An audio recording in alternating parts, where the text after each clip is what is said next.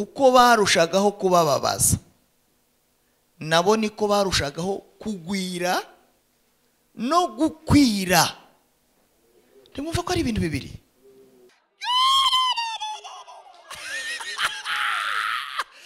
Kimenyetso cya nyuma. Ariko kwiba ibintu ari bigari, igafata abanyacyubahiro nkamwe ikabicaza aha nta polisi, mutakoze ikosa ikabemeza kwicara imbere y'umwami utaboneka, kandi tukamuzamurira amaboko nk'umunyacyubahiro. Ashimira kandi abashumba, ntabwo tubivuga nk'umugenzo, ni ukuri. Imana ibahe imigisha, Imana ibahe imigisha myinshi. Aya mahirwe mpawe ni amahirwe akomeye umuntu wese akwiye guha agaciro, yo guhagarara mu cyimbo cya Kristo tukabivuga. Imana ishimwe cyane. Rimwe na rimwe abantu baza gusenga bameze nk'abaje gutembera, ariko siko bimeze. Gusenga ni ukuganira n'Imana, ukayibwira, ariko kandi nayo ikakubwira. Nituza gusenga mujyemo mutekereza ko hari impamvu zitera abantu gusenga. Icyambere impamvu itera umuntu gusenga ni uko adashobora byose. Murabyumvise? Twese turemanywe kudashobora byose. Ntabwo mbatinza.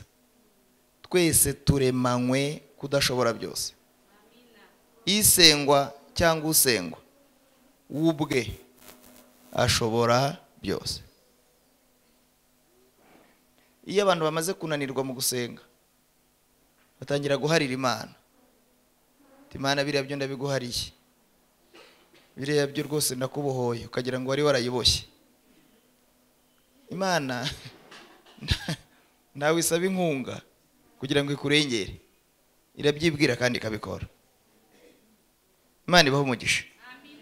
Impamvu eshatu zituma tuza mu nzu y'Imana. Impamvu ya mbere ni ukuramya Imana, kuramya Imana. Impamvu ya kabiri ni ugukomezanya. Iryo jambo muryumve, gukomezanya. Hari igihe umuntu azayatendebutse, umuntu akaza yananiwe, akaza adafite ibyishimo, afite ibiryo, afite umugabo, afite diplome, ariko adafite ibyishimo byo mu mutima. Akaza yamanutse, minsi ikamumanura, akumva umutima we urabihiwe. Ariko wagera imbere y'Imana, baririmba ukumva urimo uragenda uzuka. Haleluya. Muri hano se? Yego. Basenga ukumva urimo uragenda uzuka. Babwiriza ijambo ry'Imana ukumva ubaye muzima pe. Ahari hari ibinogo, Imana ikagenda ihuzuza.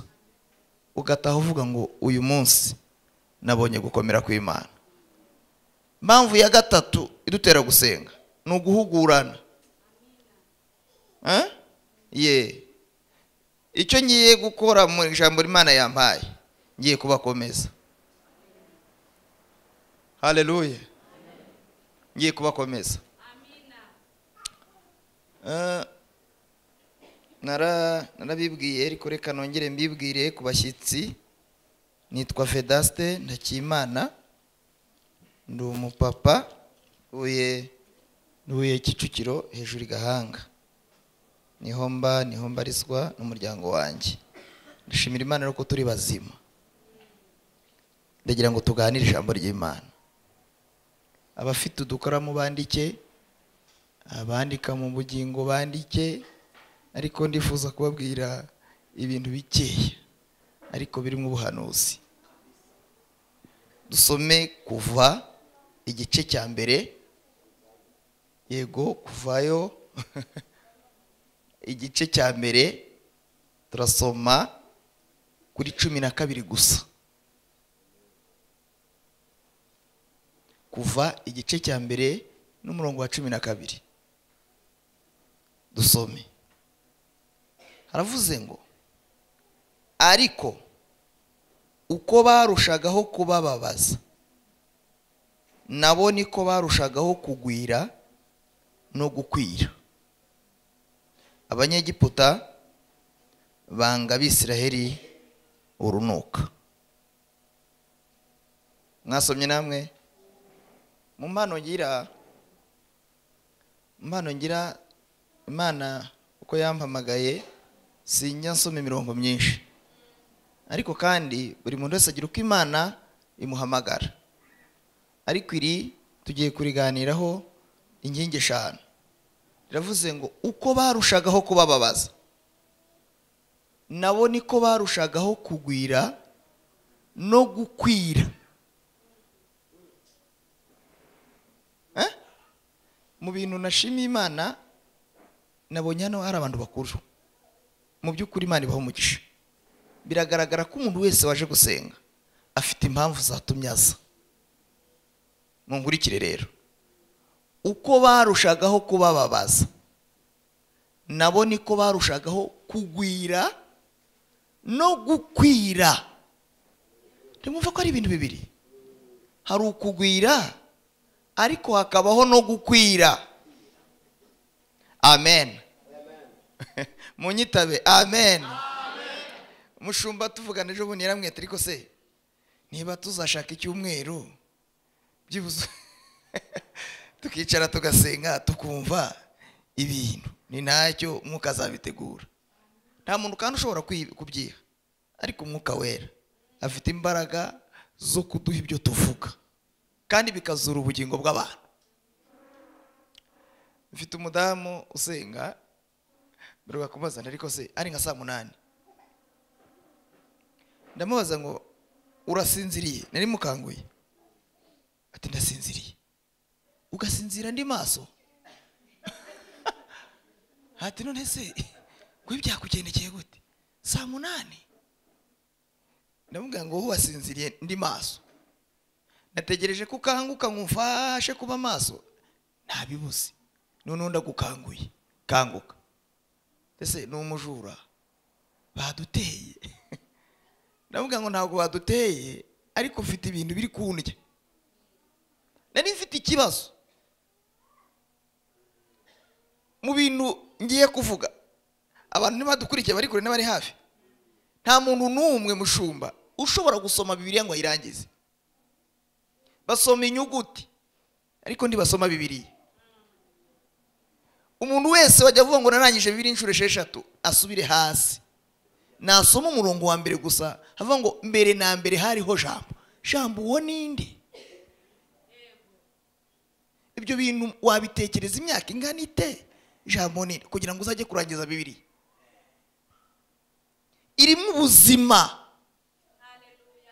Irimo ubuzima. Haleluya. Nafashijwe ngewe, twagiraga umukozi umwe twakoranaga, yari umuyobozi wacu. Yaratubwiye ngo nimurajya mubona nje nacecetse, mujye mubona kumenya ko nishimye. Ninza mvuga mujye mungendera kure. Atubwo nzaba mbabaye. Nafashijwe, natekereje ku Mana nicaya. Imana, Imana, Imana, Imana. Mwumve. Naramubwiye ni ari ibintu bitatu nshaka kumenya. Imana ni iki? Kumenya Imana ni gute? Namwe nzabibaganiriza kandi. Imana izamfasha nzagaruka. Kumenya Imana ni gute? Ni gute? Nukubwiriza, nukuririmba, nugusenga, nukubatizwa, nukumara imyaka myinshi mu rusengero. Niki? Nisenge ko naboze igisubizo ukabusenga ngo Mana yanjye uyizuti. Nabwe ndikanguka none amasasigaye tubiganire turebe ko bwacya ntari rukanga mwiyinzu. Imana ingaburira ibiryo bigafataho ntazi, nta rukuta.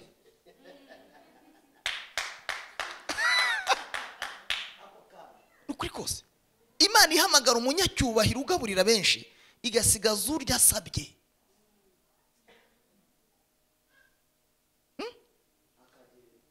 Akagenda kandi ateze ibiganza, Imana ikamurokora. Umuhanga umukire bakamuherekeza, ntihagire ujurira, abantu bakarira. Imana ifata umuntu waryamye ku gitanda nk'icyo uryamaho cyangwa kikiruta, ikamuzinga bakamuvana mu cyumba cye mu nzu yubatse, bakamushyira ku gatanda katariho matera hariya, buri wese akajya mureba yikanga. ifata umunyacyubahiro mutahuza amaso ari muzima yapfa n'amayibobo bakamutinyuka bati uragiye gwe utari kumusuhuza areba mutekereza Imana ute ibintu rero bijya bimbana byinshi kandi mpera kuwa mbere mvuga kumva ibintu byambanye byinshi Imana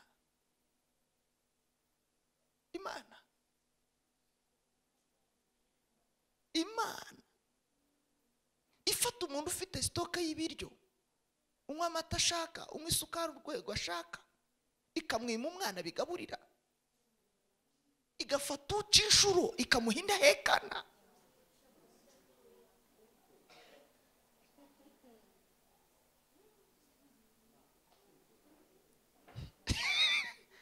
nimushaka rero mureke twitahire ariko umushumba aracyafite ubuhanuzi ariko nawe ndimo ndabahanurira ubu nuzuye umwuka kandi ndimo ndayoborwa n'umwuka ndifuza ko buri muntu wese aterwa n'ikiniga cy'amarira karira Imana ifata umuntu uzi kwidekora ubwe ikamwima umukunda igafata urara mu kinani ikamukorera ubukwe hano ifata imfubyi itazagira marene bakayitiza marene njye nabonye umuntu batije marene bati tugiye kwiyeranja tugutize marene amasaha ariko ushingirwa ufite marene igafata ufite umuryango bazi gukenyera barebare ikabima ibirori kabisa ikabikorera utira marene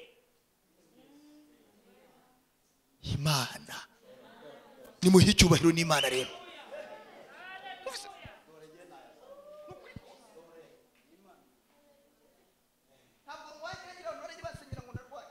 ko ndi muzima ariko kwiba ibintu ari bigari igafata abanyacyubahiro nkamwe ikabicaza aha nta polisi mutakoze ikosa ikabemeza kwicara imbere y'umwami utaboneka kandi tukamuzamurira amaboko nk'umunyacyubahiro nimuvuga ngo amen ntimwumva neza Imana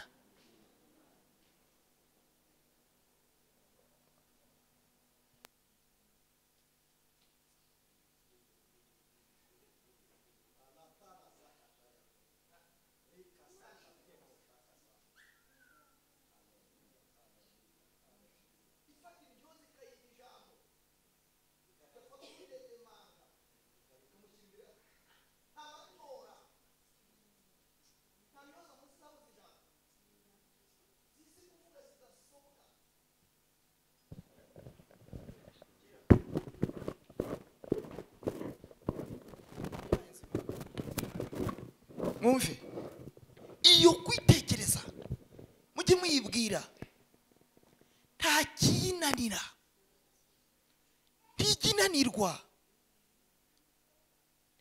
bene data ntiginanirwa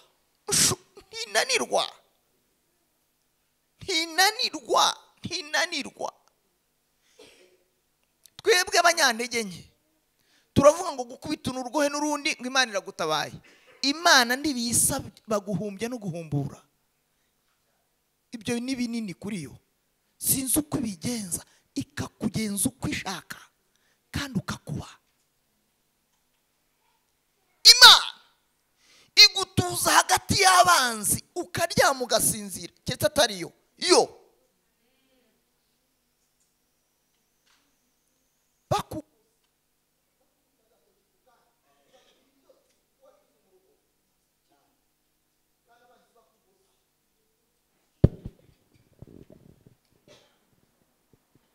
ko hari ikoranabuhanga muri kankoresha mikoro Imana ntigwa ntabwo yigwa ahubwo iratwiyigisha Imana ntiyigwa wayigute wayigira he wayisoma hehe ko ari umuhanga ahubwo iratwiyigisha itwiyigisha ite itwigishiriza mu byirema amen ubushe sinababwiye nabwiye ngo murebe inzara nabibabwiye wowe urajya kwishakira kure urebe inzara zawe urazica zikizana zivahe niki tagukorera n'uruhe rugambi itakurwanirira niyihe ndwara itagukiza n'uruhe rubwa itakuvanaho n'akahe kaga taguteruramo ntigi nahindura amateka narabivuze kandi nkunda kubivuga cyane ngo abantu bagende nabo barare badasinziriye ntabwo Imana igihindura amateka n'ururimi rukennye ntabwo Imana yakurema ngo inaguhindurira ibintu ahubwo ikuremera amateka wowe irakurema gusa ukabaho udafatika nk'uko ishaka ariko ikagushyiraho ntupfe ikazakora icyiciro cya kabiri cyo kukuremera haleluya cyo kukuremera amateka kandi akabaho ukayabamo nimwizamura ibiganza n'Imana igirema amateka niba mubyumva nimuvuge ngo amen yarema kugira ngo ndatinda uko barushagaho kubababaza niko barushagaho kugwira no gukwira kandi abanzi babababaza nimugira amaboko yanyu gutyo Imana ngorera ikugwize haleluya inagukwize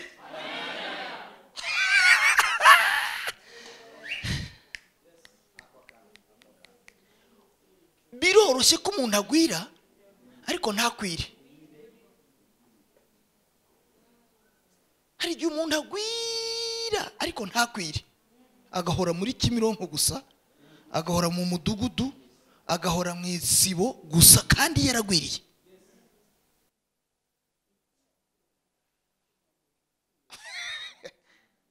Imana twizera ubu ni muri kunyumva ikugwize inagukwize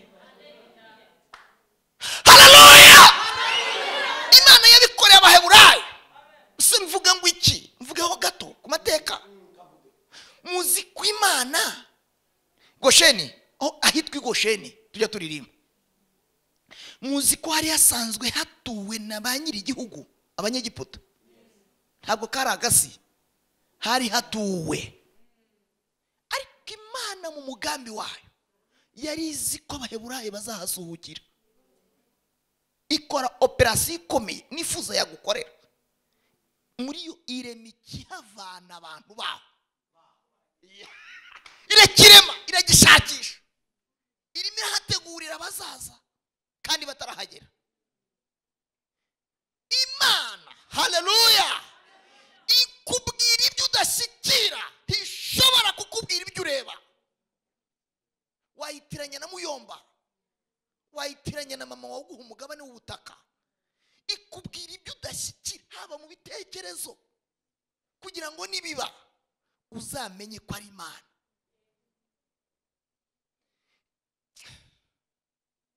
haleluya sinivuge gutegekera Imana ko numva nahiye nashize bagabo bene data ntimundenganye ariko numva hari ibintu Imana iri mirema muzi umututu mwabonye abantu bahinga ibijumba mbere yuko ubona ibijumba ubanza kubona ubutaka bwiyasa kimwe mu bimenyetso bigaragaza ko umurimo w'ibijumba weze nuko ubutaka bwiyasa kwabyo biragaragara ngo hasi hari ikintu cy'agaciro kiriyo hano hari imitutu yiyasa hari ibintu by'agaciro Imana igiye kurema mwavuze ngo amen si ibya kera wibyumva nka kera Imana ikugira icyo utari kuzaba nikubwira ngo uzabyara wari kuzarinda upfa nta nivuyemo ibivuze kugira ngo nubyara ari wowe n'ababyumvise bazamenye ko byavuzwe n'Imana ishobora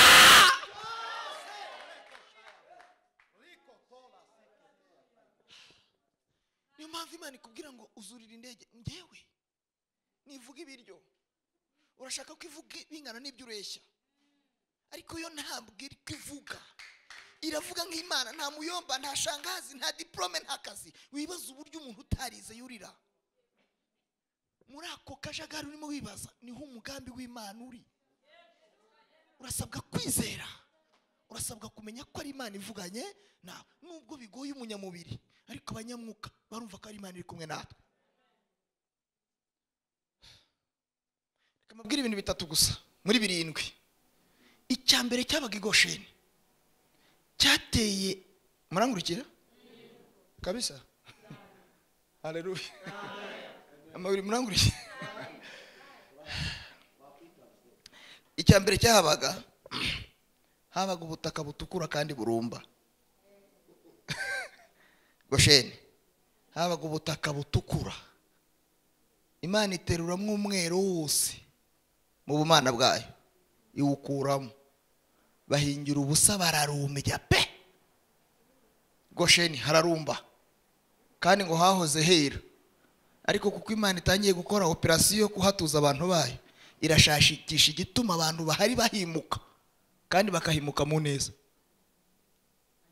Ibima kweza.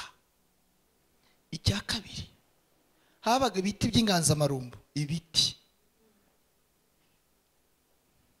ngo byagiraga amazi, ngo yabikiwe gukiza indwara, ariko abanyegiputa bahari ngo amazi amanuka adakiza indwara, ngo ahubwo ari amazi yica. Bajya kugama amazi akamanuka ari amazi yica.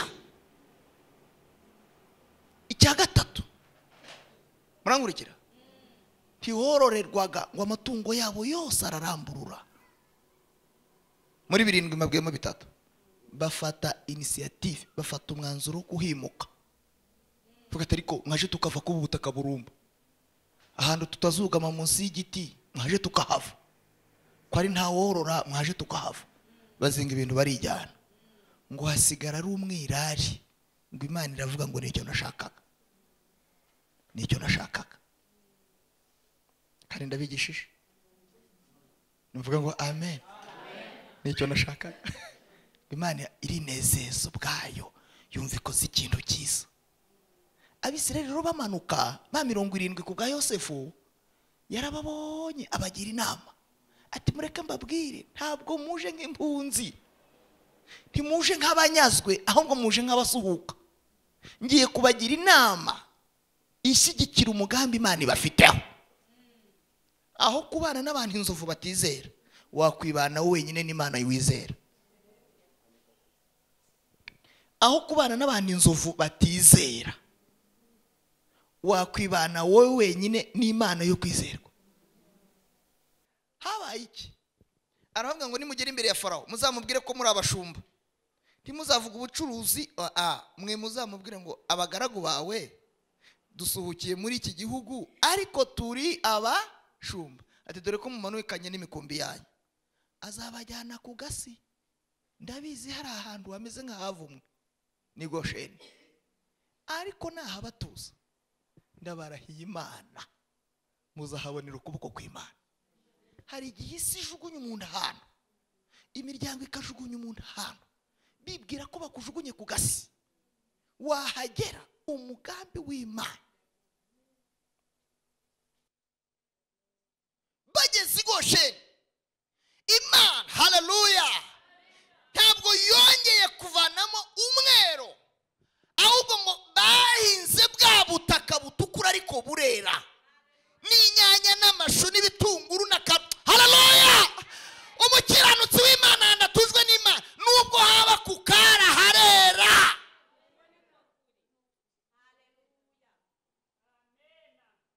Cyo ni kimwe, kwera ubutaka burera pe, burarumbuka. Icya kabiri, ngo ya mazi ntiyamanuka ari amazi yica, ngo ahubwo amanuka ari amazi akiza indwara. Nta ngumba yabaga i Gosheni, ntayo. Ngo baraho bari barakebewe ahantu. Nukuri Imana nizera, hari abantu Imana igiye kuvana mu nzitiro. Urabyumva? Bari barabashiriye ahantu, aha ntimuzaharenge.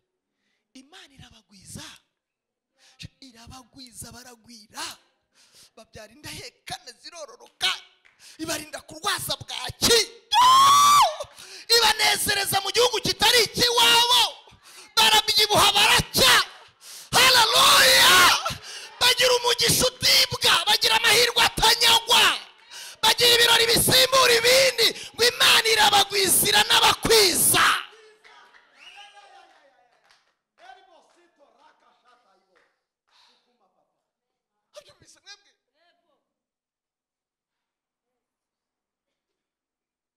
ababyeyi bari hano si barimo baranyumva haleluya siko hari igihe ubyarira mu maso iyo utabishaka ariko ugaheka kandi bakabaho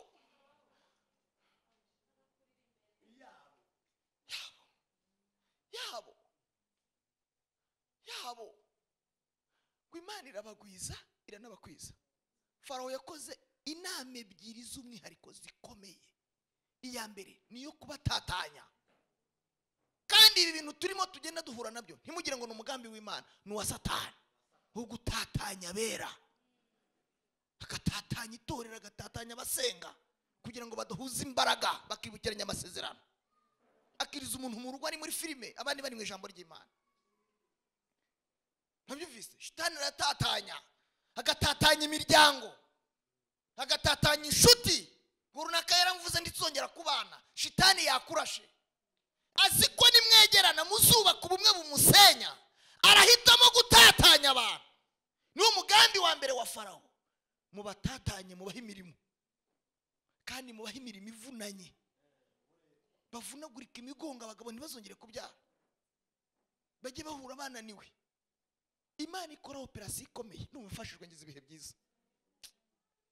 Ugiye Nyagatare gushaka inkwi, ugiye Cyangugu gushaka amazi, Imana igakamya amariba Cyangugu, n'urugero mbahaye, bakaburira y'amazi, bakababwira ngo amazi ari Nyagatare, bakongera bagakora returu bakava Cyangugu bakajya gushaka amazi Nyagatare. Ariko Imana ibifitemo inyungu, bahura gusa. Uje gushaka iki? Ati nje gushaka inkwi. Wowe tije gushaka amazi. Imbere y'uko usenya, imbere y'uko uvoma, nta jambo ufite Imana yakubwiye. Uyu mubabaro tuzawukizwa n'iki? Ntasezerana ati yo umwaka ushize Imana yambwiye ko igihe cyageze. None si n'igihe cyageze, niki cyatuma twihutisha amasezerano?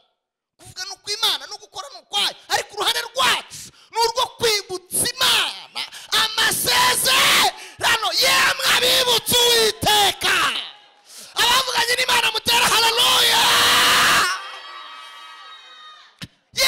Yemwe abibutsa, ntimugatuze ntimugahweme kugeza igihe Siyoni Uwiteka azahindurira ishimwe, bagapfukama. Ndabyibutse nubwo mbabaye ariko mbabara gisezerano, nubwo nkubitwa ariko nkubitanwa isezerano, nubwo nshungerwa ariko Imana yavuganye nanjye, nubwo nahindutse igishungero ariko itabese yavuze ko izantabara. None reka dupfukame tubwire Imana. Ngo bapfukamye Imana ikabwira ngo ntabwo nabataye, sinabaretse, ubwanjye nzabikora, ntacyatuma izina ryanjye.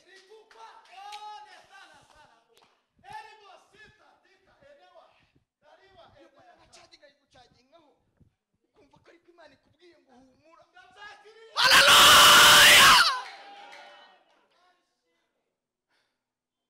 Bakikorera inkwi, undi akikorera amazi, ariko bakahavana ibyiringiro byarondetse n'ibyesho. Nubwo nikoreye amazi ntawe uri bumbwire ngo merci, ariko mfite ikiruta amazi. Yivuganye nanjye niyo kwizerwa, no kubikora izabikora. Haleluya.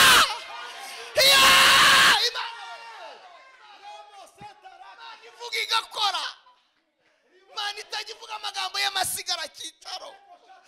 Imana itavuga ishingiye ku mateka ufite. Imana ivuga itakubajije aho uvuka. Imana ivugana nayo itakupimye uburebure.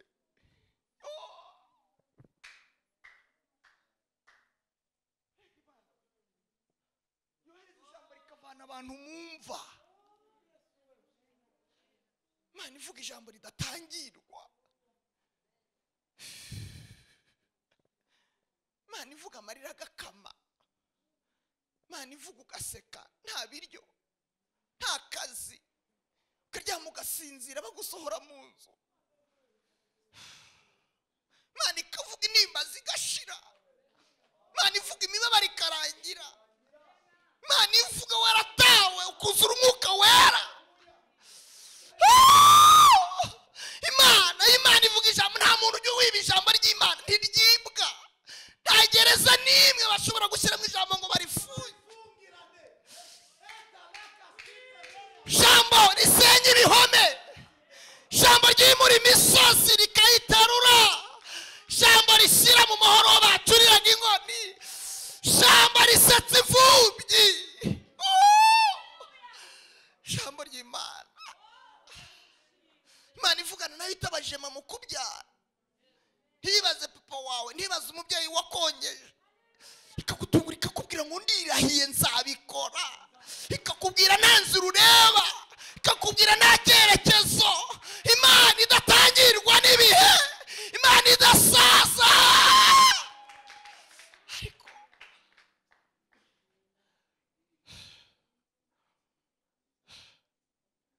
Imana, nta muntu uvuganye n'Imana hano.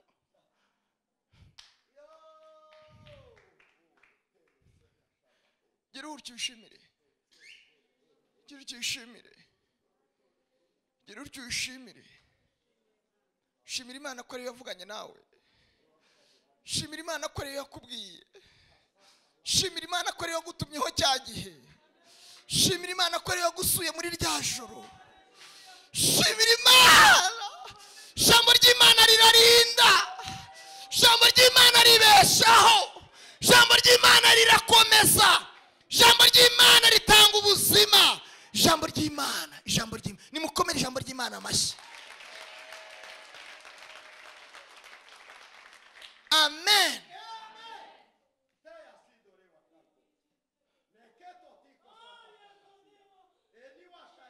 Timwumva ko hari ibintu bigiye kuvumbuka aha ngaha. Mwanditse aravuga ngo nawe itangira ry'umuntu ryaba rito, ariko amaherezo arushaho kugenda yunguka. Haleluya, haleluya. Gukena, umukene wa mbere utajya uteranyiririzwa ni umuntu utagira ijambo. Umukene wa mbere utajya uteranyiririzwa. Baguha imyambaro ibeba zikayirya, nta jambo riyirinda. Baguha inzu uruhuru rikayitwara, nta sezerano riyirinda. Umukire wa mbere n'ufite ibyo Imana yamubwiye. Abavuganye n'Imana muvuga ngo amen. Haleluya. Ariko Imana iravuga mwe kagira Imana. Imana ndayishimiye.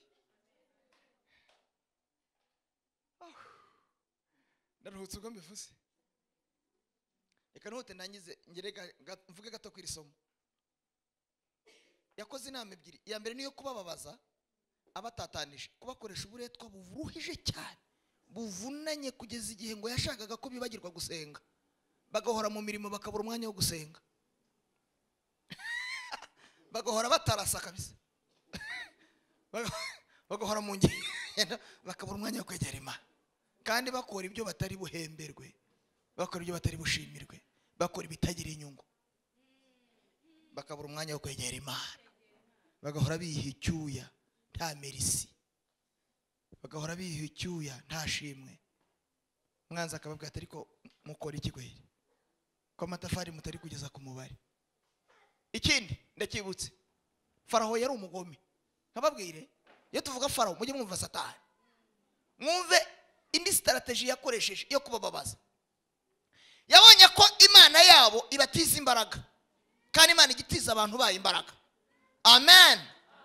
Ategeka akamubwira ngo uzabumba amatafari 100 nawe 80 cyangwa se mwese 100, n'urugero mbahaye. Ariko kugira ngo mugwize umubabaro kandi musubiranemo, muzakoresha iforoma imwe. Nta mukoresha mukene, mwenyine mugomba kwikoresha, kandi mugakora mpaka kugeza igihe umubare muwuzuza. uyu yabumba 10 uyu agahita yizana ati gira vuba inkoni iri hariya ndahise zana nanjye mbumbe nirwaneho. Uyu numva kasigaje 90 bagiye gushwana rero. Uyu yabumba 10 ati ariko mwebwe saa 4 zirageze nta na rimwe ndabumba inkoni iri hariya murabona bimeze ute. Hari umukoresha abantu bakeneye ibigeragezo bitera abantu kwikorera bonyine bazabona kanya ka pause bazabona umwanya wo kurambura amaboko ngo basenge. Yabateje ikitwa wabereka ibigeragezo shitani yateje abera. Ubu ni wowe uzumuruhu ufite ubwabo bakikoresha. Ariko itorero rimeze neza. Itorero Imana ririmo kabisa. Nimuvuga ngo amen. Ngo abona ntacyo bibabwiye. Imana ibatiza imbaraga wa muruho bawuvamo batanduranije. Aravuga ati hari indi nama ya kabiri. Bivuga gute? Mujye mubareka basaminda batwite. Ubwo birumvikanye noneho ariko mubatege ku munsi wo kubyara. Mubareke bagura ibikapu, bagura amashakoshi, bagure bibero, bagura umutaka, nta kindi. Abasirimu rero nabantu beza. Icyumba azabyariramo agishyiramo ibipopi. Timujye mubareka bafate bya biganza babishyireho. Abana batagenda babanike mu tibyo bintu byose babikore. Muzakora ibishoboka byose. Ntibazigire bavuza impundu. Timuzakuremo inda zikiri nto. Umunsi wo kubyara bajye bataha bikoreye amaboko. Ngewe iyo mbivuga ndabizi. Nabwiye ko nabyaye umwana wa mbere agapfa, nabyara uwa kabiri agapfa, ndabizi. Nzumuruho.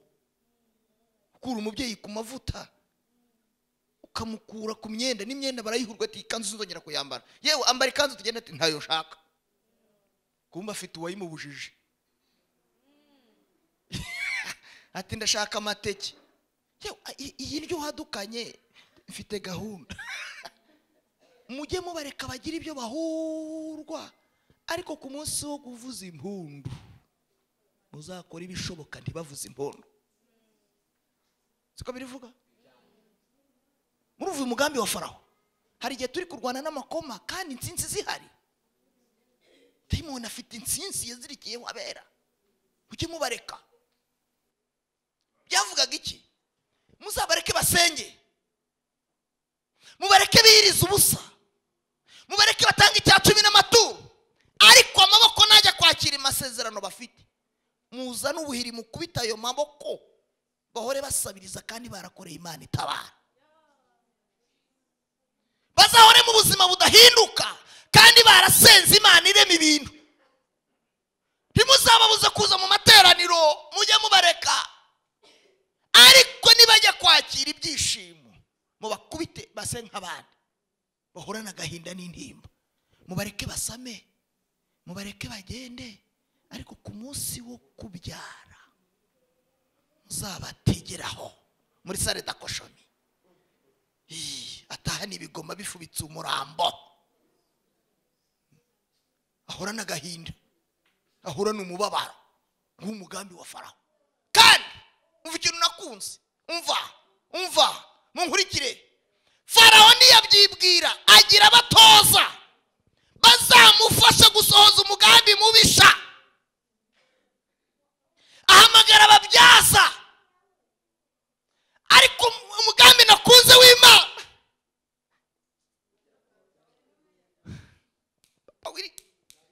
mu gihugu cyose cya Egiputa Imana icomekamwe ababyaza 2 gusa.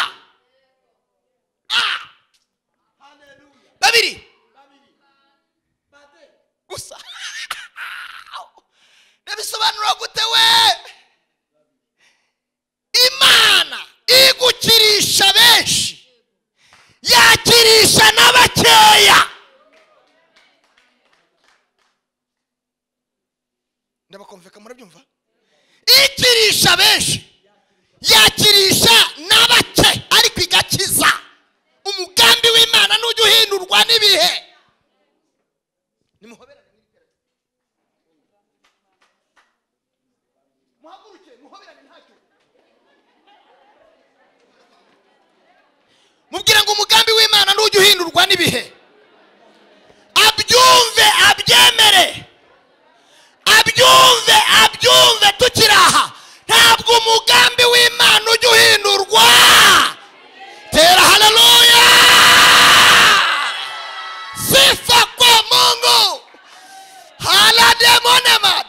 fone mando shenetita nimwongera muzamure haleluya babiri barahari pamvu cyicaye aha babiri barahari pamvu kijya muri saro bakagusokoza aba ariko muremera ko bahari kweli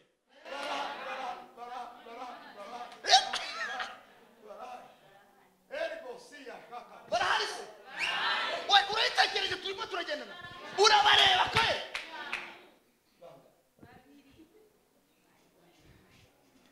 kandi ngo bari bafite amaso bakagira amaboko bakagira amatwi ngo bicara aho ngaho vuga ati twahawe amabwiriza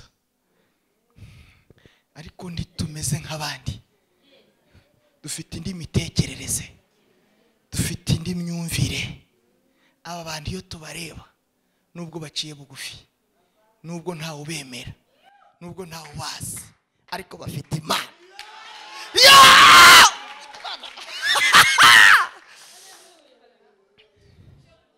bafite Imana nimugire mutyo rwose ntacyo gira utya ati Imana irahari intabara irahari indwanirira irahari ingizi irahari indengera irahari haleluya dufite Imana babyaza ngo babone umuhebura yazanye agashakoshi avuye mu itaka hose no mwirimiro ngo akaza yitwikira ashaka kwiyoberanya umuhebura yamureba akavuga ati umubyaza akamuga ati uriya muntu ndamumenye n'umuheburayo kandi si mubonye nk'ikindi mubonye mw'ijambo Imana yavuganye nawe ngo akamutera umugongo ati irwaneho n'Imana yageraho ngaho mu rubyariro ni muri Sareda ako kanya ngo Imana ikamutera ibise bitunguranye ataratakira imbere y'abanzi hari Imana igibaca muri humye ikagutabara abanzi batarakubona ikakurengera abanzi bataragushungera ndabwira ngo iki nicyo kimenyesha yuko unyishimira nuko utazemera ko umwanzi wanjye avugiriza impundu kunesha ababyumvise nimuvuga ngo amena hari igihe umuntu agira impunye ibintu turimo turabyumva kimwe mu bimenyetso binyemeza yuko unyishimira uzabareke begerane bahamagarane basurane bakora inama bakora ibirori ariko nibajya kuvuza impundu ujye ukaraya ujye urema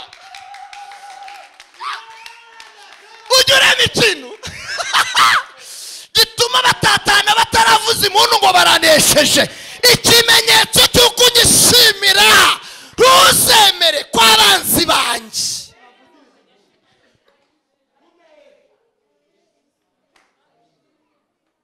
nimwongere muhe icyubahiro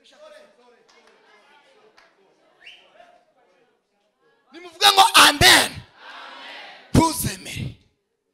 ntuzemere bibwira Imana yawe ntuzemere Imana ntuzemere kwe naragukoreye naragusenze Mana ntuzemere ubusa nabaye imbere yawe Mana ntuzemere ko abanzi banjye bavugiriza impundu kunesha ntuzemere Mana ntuzemere mu muryango wanjye ntuzemere mu rugo rwanjye ntuzemere aho nkorera ntuzemere ngihumeka ko abanzi banjye bavugiriza impundu kunesha kandi Imana ntizabyemera muhanura ubwire ngo Imana ntizabyemera mama Imana ntizabyemera mugabo mwene data Imana ntizabyemera nubwo uri wenyine Imana muri kumwe nubwo ntawe ukuzi Imana irakuzi nubwo ntawe ukwitaho Imana ikwitaho ntizemera ko abanzi bawe bavugiriza impundu kunesha nimuvuge ngo amen amen haleluya baragwira bararoroka barabyara kabisa ariko bana we ingofero atungurwa no guhura n'abana bajya muri garidiyene biga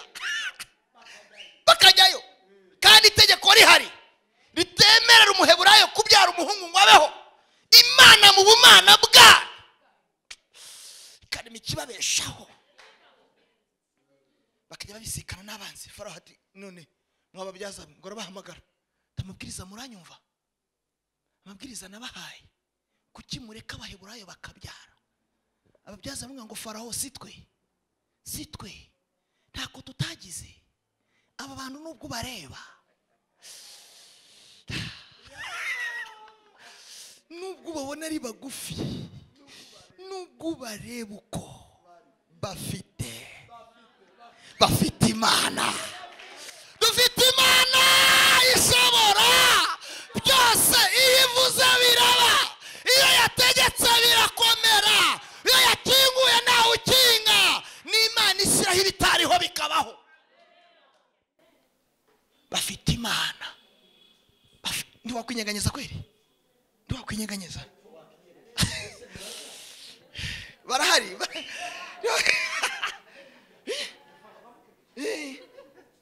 Ndajya mbabwiriza murire. Bafite Imana. Bafite Imana ibatera ibise, ababyaza batarabageraho, ikabatabara babo batarabahotora. Tukajya tubisikana n'impinja, ataba abantu ntibafatwa. Igisubizo bafite Imana ibabereberera, bafite Imana ibabereye maso. Zamura ku biganza byanjye ubwira ijambo ry'ubuhanuzi. Iyakurebereye cyagiye, iyakurebereye muri rya joro, iyakurebereye muri rwa rugendo, iyakurebereye cyagiye kwa muganga, iyakurebereye cyagiye wabuze ukugira, iyakurebereye urubyara, n'uyu munsi ikomeze ikureberere. Ababyizeye ni mutara haleluya. Imana igitureberera. Hakurikiye iki? Amen. Reka mubwire abantu batanu bari mu buzima bwa Mose, ariko bikagaragaza umugambi w'Imana. Amen. Wa mbere ni Farawo, Satani umubisha mubi, utemera ko wagira ibirori kandi ufite amasezerano, ugahora ku cyavu kandi waravuganye n'Imana ikivanaho, kugeza ubwo abantu bose bakubaza ngo Imana yawe iri. Hati suvuye, hati haraho mvuye kandi uvuye gusenga. Abantu basigaye batinya kuvuga ko bavuye gusenga kubera ko ibibariho niyo basenga ntibisa. Ese uvuye ati yara tini hirya kwandi dayimoni arashaka aracura umugambi wo kugeza igihe abantu batavuga ko bavuye gusenga. Abantu bagatwara Bibiliya mu mutima.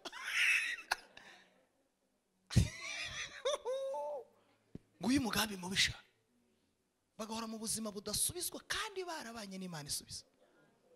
Urugo rwawe rugahoramwe intambara kandi warabanye n'Imana itanga amahoro. Nguyu mugambi wa shitani. Yewe usengera he ati hari ahantu.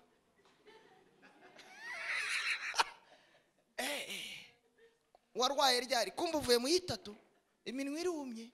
Umuntu yakwete se wafashwe ryari? Ati maze iminsi. Mubwire ko ari amasengesho. Impamvu utabivuga nuko Farawo yacuze umugambi mubisha. Azasenga ariko ndazasa n'abasenga. Azabwiriza ariko ntase n'ababwiriza. Azihiriza ubusa ariko ntase n'abihiriza ubusa. Ubundi gusenga ni ikintu gihindura ibintu neza kikabibirindura. Shitani hari igihe aza agatsikamira, ugasenga kugeza igihe udashobora kuvuga ko uri umurokore. Ariko Mana inkweto zigacika, ibitenge bigasaza, ibindi bigacuya, amajipo akakwanga ugakomeza ukayishyiramo ukagira ngo ni sitire. Nta sitire, ni igihe. Ariko nawe wabikuburanya kuko uravuga uti nuko nabishatse. Siko wabishatse. Farawo yakoze inama. Umwana akagusaba umukato ukamujyana mu cyumba, ati ndabaye icyifuzo cy'umwana wananiye.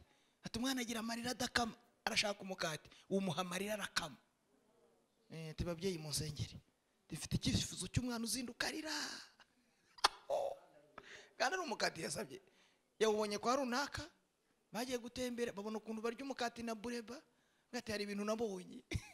Ati murabimba, ati ndakujyana mu cyumba ndagutangira icyifuzo. Ati mwirukana abadayimoni wanjye mu bana. nta dayimoni ihari ni Faraho wakinze.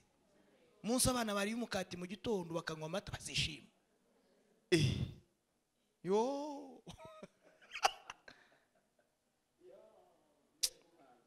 arakatsindwa kandi ntawatinya. Reka nsoreze kuri aka kantu. Nimbabwiye Faraho sumwe uwa kabiri murankurikira nababyaza ngo ariko bagira umutima wubaha Imana. Hari ababyaza bazagufasha gusohoka udasebye. Amen. Nigeze mbabona. Wa gatatu ni nyina wa Mose. Yaremewe aribwa n'ibisara tsinyiriza. Hahirwa umuntu wihanganira ibimugerageza ko namara kwemerwa azahabwa ikamba. Haleluya. Nyina wa Mose. Kiriya kintu kandi cyo kumujyana mu rufunzo narakimenye biriya kivuga. Ntabwo ari nyina wa Mose wabyibwiye. Farawo yaravuze ngo barushijeho kugwira sinzi impamvu mubareka.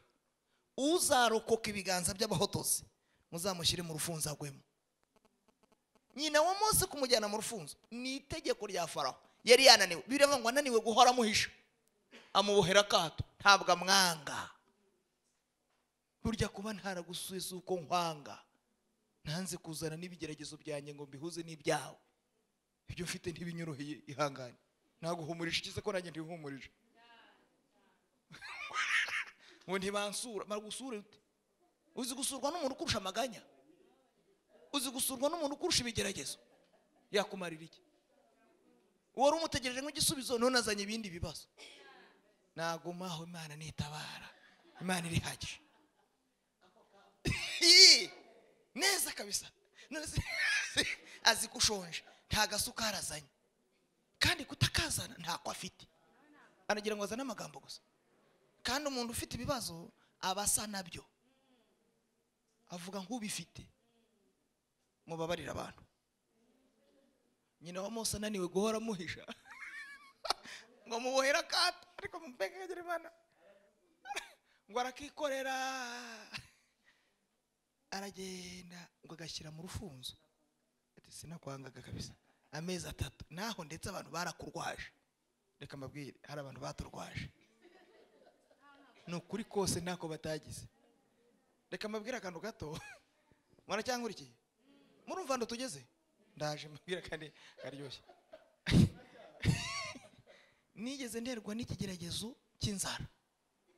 Buriya ribaruwa riraye. Hari igihe umuntu yayura kugira ngo urwasara uraherayo. Kumba ari uburemere bw'inzara. Amaso agatukura. Nagiye gusenga mu rusengero umuhanuzi arazarambwa akwere yavangiye abandi. Arambwira ngo uzageza ryari n'isindwe ryawe. Ngo waretse inzoga kuva nabaho sinzi uko inzoga imera. Ngo amaso yatukuye ngo meze nk'uwanywe. Ndamubwira nayikoze wa mukobwa we. Urabona nangwe inzoga. Wafite ibigeragezo. Ngaho Imana yagoze ku maso ngo hishurirwe. Umanurire ngize ibi bigeragezo. None uje kunyaturaho inzoga koko.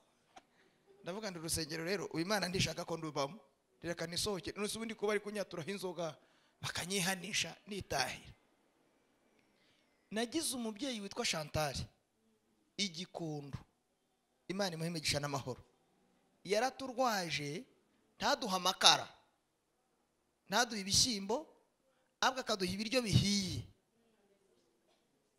Buri mugoroba akazana isoro ririmo ibiryo akatubwira ati ibi nibyo nshoboye ibindi Imana izabikore. Imana imuhemegisha n'amahoro. Yarakoze kabisa. Imana imuhemegisha. Inzara iraryana umuntu akumva nabi. Munakumvirana. Yareba abantu bose akabona bamwanga. Yabona abantu bari kuvuga ati buriya ninjye bavuze. Nta muntu ukuvuze n'ubwinshi bw'ikigeragezo.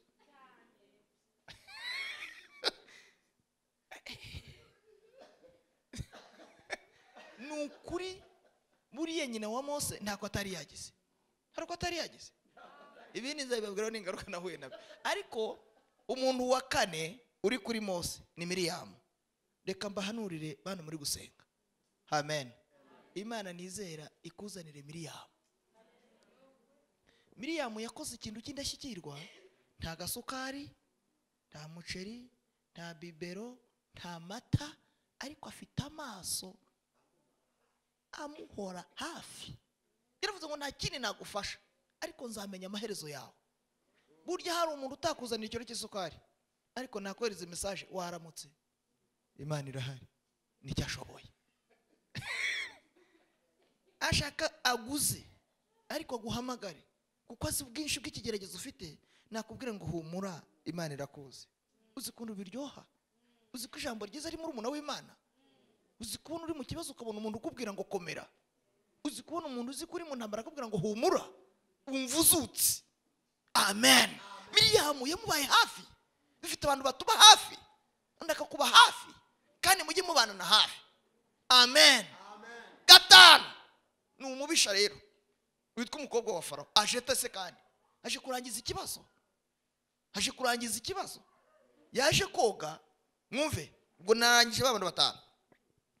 Abaje ngo barimo bagenda ngo babona ka kantu, baraza bamuha raporo bati tubonye akantu tugushije ishyano. Ndetse niki? Ati nditubizi, mugende mukazane. Mukobwa wa Farawo, mukobwa wa Farawo, mwumve uburemere afite kuri se. Baragaterura barakazana, bakamugejeje imbere ngo aragapfundura.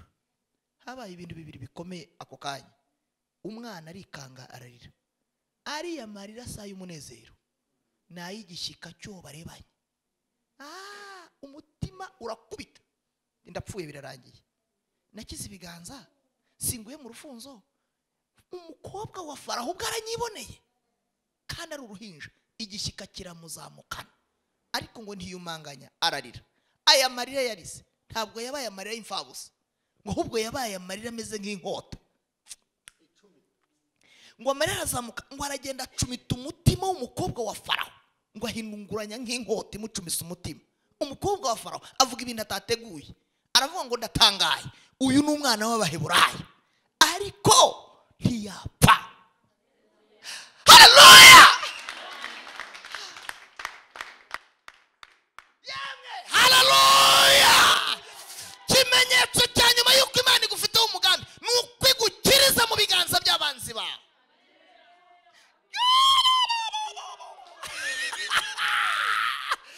Kimenyetso cya nyuma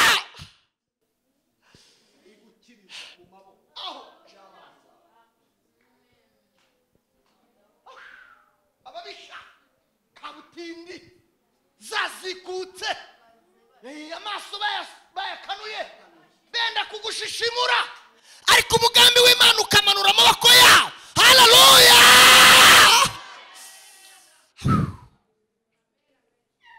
Agirane Dawidi mwene Yesa yaguye mu gico cy'Abafilisitiya bamushakisha neza, bamubonye baramumenya, baravuga ngo Dawidi mwene Yesa turamufashe, kandi ngo bamufatira mu nkuka hasi. Baravuga ngo Imana irakudugabishe, ngo Imana ibatera umutima wo gusubiranamo. Baravuga ati Dawidi mwene Yesa turamuzi, ntabwo twamwicira mu kabande ngo tuzajye kwivuga amacumu, ahubwo tumufatishije amaboko, yatsinzwe yaneshejwe. Nimuze tumuzamukane tumujyana Abafilisitiya bose bateraniye, abantu bazamenye ko natwe turi intwari. Kumbe Imana iragira ngo imutabarire. Mwavuze ngo amen. Yemwe ntabwo Imana ishobora gukora igitangaza nk'igushimuta. Wapi barukore, siko Imana ikora. Ntabwo ikora igitangaza ngo izimangatanye imbaraga zayo. Wapi, iyo siyo.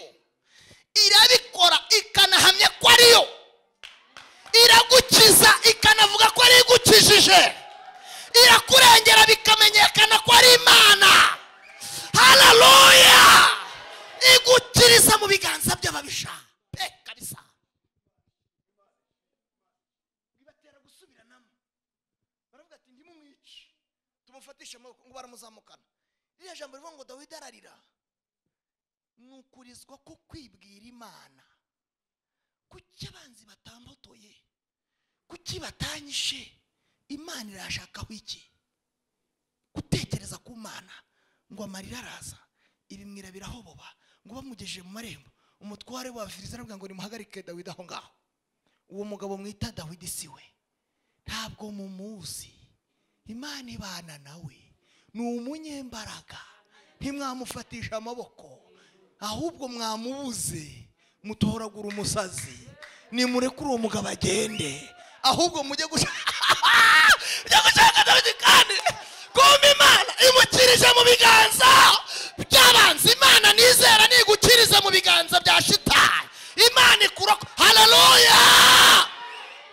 Yaravuze ngo Uwiteka niwe mungeri wanjye sinzakena, ngo aryamisha mu cyanya cy'ubwatsi bubisi, ngo ajyana iruhande rw'amazi adasuma, ngo asubize intege mu bugingo bwanjye, ngo anyobora inzira yo gukiranuka ku bw'izina rye, ngo naho nanyura mu gikombe cy'igitutu cy'urupfu, ngo sinzatinya ikibi cyose kuko ndi kumwe nawe. Haravuga ngo niyo nishimye nibyo bimpumuriza, asize amavuta mu mutwe, igikombe kiraseseka, antunganyiririza ameza. Hari umuntu byizeye ngo haguruka atera haleluya. Aravuga ngo naho nanyura mu gikombe cy'igicucu cy'urupfu, sinzatinya ikibi cyose kuko ndi kumwe.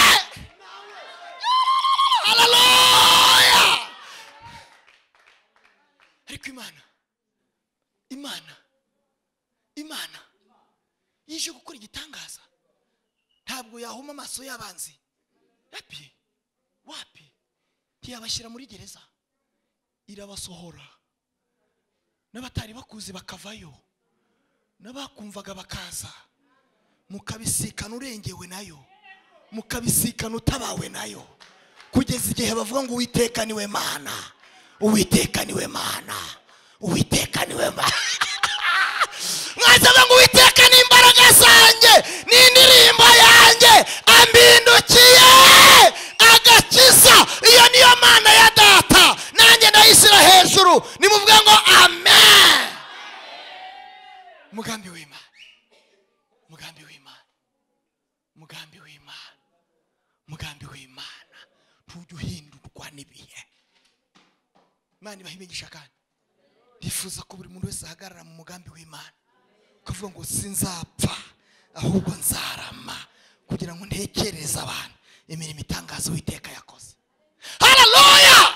Ndagira ngo yaba Uwiteka atari wari uri mu ruhande rwacu, ubwo abanzi bacu baduhagurukiraga babaratumize bunguri, ngo isuri baratembye hejuru y'ubugingo bwacu, avuga ngo niyashimwe Uwiteka utaradutanze, kugira ngo udahinduka umuhigo w'amenyo yabo. Aravuga ngo ikigoyi kiracitse, natwe turakira, gutabarwa kwacu kubonerwa muri Kristo Yesu. Ariko mwana we, ntabwo gutabarwa kwawe kuri muri muyomba, nubwo agukunda. Amaboko ye yananirwa, amaboko ye gutabara ntajya ananirwa, ntajya ananirwa. Mureke dusenga Imana. Mwakira ijambo ry'Imana, mukomere Imana yacu amashyi mu izina rya Yesu.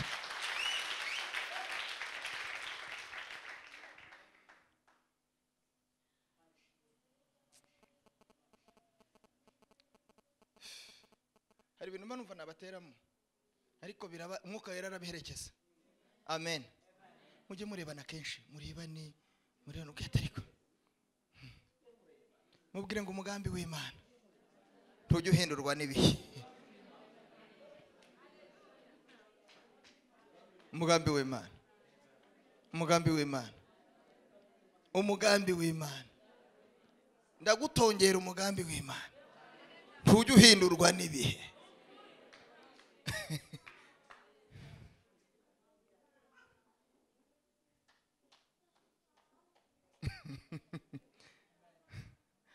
Ndaryohewe VEDASTE. Umugambi w'Imana ntujye uhindurwa.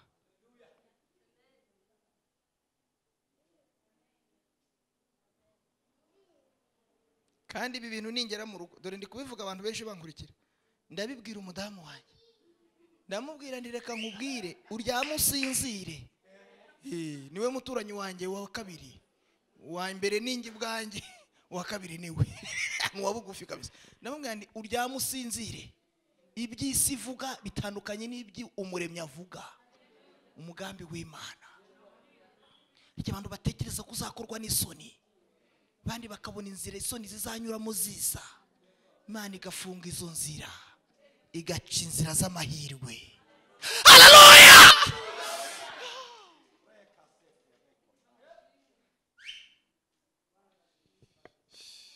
Abantu bamenye uko byatangiye, ntibamenye uko bizarangira. kandi mushaka kuganira n'abarokore babyumva baje gusenga bafite imitima isenga bafite imyumvire yumva Imana. Haleluya! Baretse ibyo kurya bafashe umwanya bakaza imbere y'Imana, si ugutamporeza, si ugusura, ni ugusenga Imana, tugasuzugura abadayimoni tukavuga ngo Satani umwami wacu ariho, umwami wacu arashoboye, umwami wanjye aratabara, umwami wanjye akiza indwara, umwami wanjye arandengera. Haleluya! Kabyatura ukagira ubuzima bw'umwuka, ukaba utanyeganyezwa n'ibinyeganyeza abandi.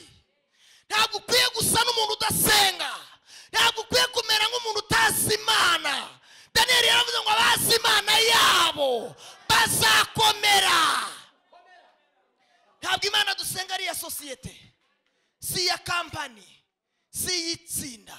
Ni Imana yanjye, ni Imana yanjye nijoro, ni Imana yanjye ku manywa, ni Imana yanjye imvura igwa, ni Imana yanjye izuba rirashe, ni Imana yanjye natawe, ni Imana yanjye nta kazi, ni Imana yanjye nta miryango, ni Imana yanjye umukoresha adahari, ni Imana yanjye umugabo yapfuye, ni Imana irera. Haleluya! Ni Imana isetsa, irihagije, irihagije, irihagije, irihagije. Ku kibazo ufite Imana irihagije, mu bikuhagaze imbere Imana irihagije, mu byo waburiye igisubizo Imana irihagije. Nimuhaguruka dusenga Imana, Imana irihagije. Abizera ko yihagije nimutere haleluya mu izina rya Yesu. Twongera tuzamure haleluya. Mushumba nimudusenge, tumukomere mu mashyi mushumba wacu atadusenge. Imana irihagije, Imana irihagije. Zamura ikiganza cy'uwo muntu gutya. Imana irihagije mama, Imana irihagije, Imana irihagije, Imana irihagije. Mu buzima bwawe Imana irihagije, mu bana bawe Imana irihagije, mu mubiri wawe Imana irihagije, aho ugenda Imana irihagije, aho utuye Imana irihagije. Haleluya! Imana irihagije. Imana igiye gukora ibintu bibiri muri iri teraniro. Igiye kukugwiza, sifa kwa Mungu. Igiye kukugwiza wowe uri muhanurirwa. Imana igiye kukugwiriza ku kibuga, Imana igiye kukugwiririza aho utuye, Imana igiye kukugwiza. Satana ntaho hari bujye, abadayimoni ntacyo bari bugutware. Imana irakugwiriza mu gico cyaho batabishaka. Ala best friend. Imana irakugwiza, abaguteza iminsi ntibari bukubone. Imana irakugwiza, abaguhaye amasaha Imana ije kuguha imyaka. Imana irakugwiza itabajije inshuti, Imana irakugwiza itabajije aho uvuka, Imana irakugwiza ishingiye ku mugambi wayo.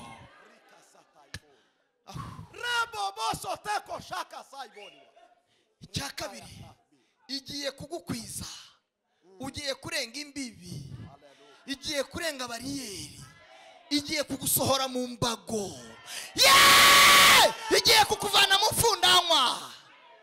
Nimuvuga ngo amen. Imana igiye kukugwiza inagukwize. Nushaka ubucuruzi inyanya, nushaka ubucuruzi intoryi, pfa kuba ufite umugambi w'Imana. Nushaka ube waratawe, nushaka ubucuruza mitiyo, nushaka ubucuruza ibishyimbo, ukuri ko ariko kose biramaze. Imana igiye kukugwiza inagukwize. Amen. Era tolebo. Dusenga Imana. Mwami turi imbere yawe. Deri washaka saibo. Redele wala siketayabo. Redoya bone kota shaibi. Ribo soto rakasha. Eri wasiti totakiyabo. Atinda funguye bana banje. Atinda funguye. Atinda funguye. Deribo soko talabo. Ati kandi ndaguye. rika sata raka shaibo ati ndima nivuganye namwe. Amen. Rebo sototali wa shaibo ati ndimana ifunguye ibyari byarafunzwe. Rebo sotoria shai ati imbago zose ni nge uzishinga, izitarashinzwe nanjye njya nzishingura. Ati bita umwanzi rero abashingiye ndabiranduye. Ati ndabaguye, ati kandi muragutse. Ati ndabakwije, ati kandi murakwiriye. Ene tole bole sika shaibo ati ndima nibashingiye igiti. Atuhereye none ati buri wese arabona ikimenyetso ko ari cyo wavuganye nawe. Rebotika saka shaiboniwa redolia sha ati ndima nirwanye kuri buri wese. Rebobo sotika enewa shaibo ati ndima nikinguye imiryango y'ubutabazi. Rebo site reko shaibo ati dore mbakirije mu maboko y'umwanzi. Ati kandi ibiganza byanjye birabaramiye. Rebo site reko done kotasha ati ndima nisubije ibyifuzo byanyu. Ati ndima nitabaye ku cyifuzo cya buri wese. Ati kandi uyu munsi ndima nibahoye ibyari byarahambiriwe. Rebo soto teka shaibo ati ndima yagambiriye gutabara uyu munsi. Ati buri muntu wese arambona. Ati kandi umutwaro mwari mwikoreye ati murawutuwe, murawutuwe. Ndabaruhuye bana banjye, ndabaruhuye bana banjye, ndabaruhuye bana banjye, ndabaruhuye bana banjye, ndabaruhuye. Rebo site rikashaya ati ntanze imbaraga zidasanzwe.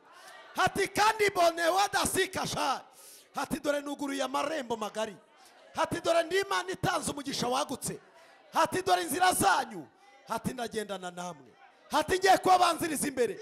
Ati murakurikiraho. Ati ngiye kubateza intambwe. Ati kuko ndima niri mu ruhande rwanyu. Rebo seta rakasha ati mbafasha amaboko. Ati ndabaramiye. Ati ndima nibaramiye.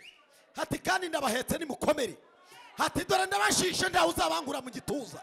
Rebo sita rakasha ati dore mberetse ko ndi Imana ibagose impande zose. Ati dore ndi Imana irengeye itorero ryanjye. Ati kandi ndibereye maso.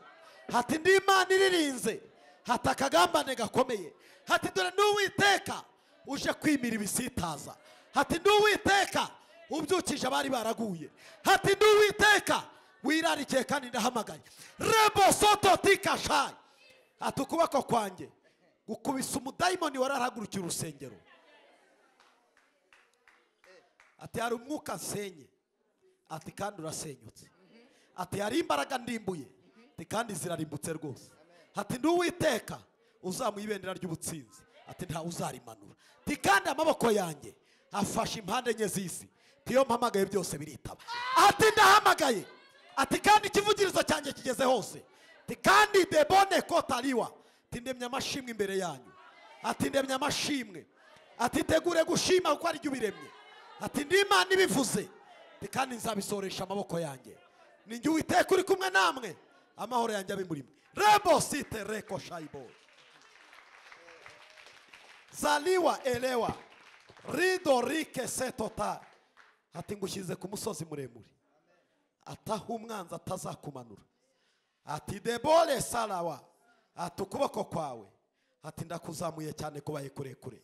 Ati kandi debone wa. Ati birenge byawe ntibizongera gusitara. Ati ndi Imana izagukoresha kugeza ushaje. Ati kandi ikiganza cyanjye.